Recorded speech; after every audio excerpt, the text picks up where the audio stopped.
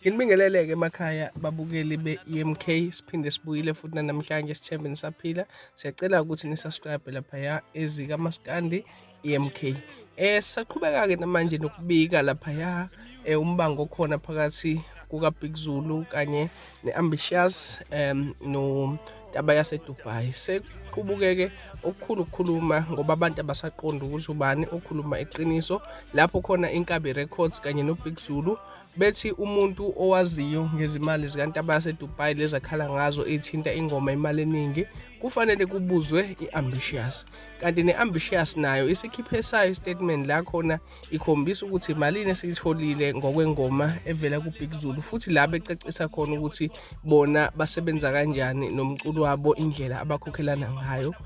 Baveza-ke imali ela ku-90 something thousand la khona becacisa ngemali abayithole laphaya enkampanini evela kuBig Zulu, okuyinkampani-ke iNkabi Records esiyisendile enkampanini.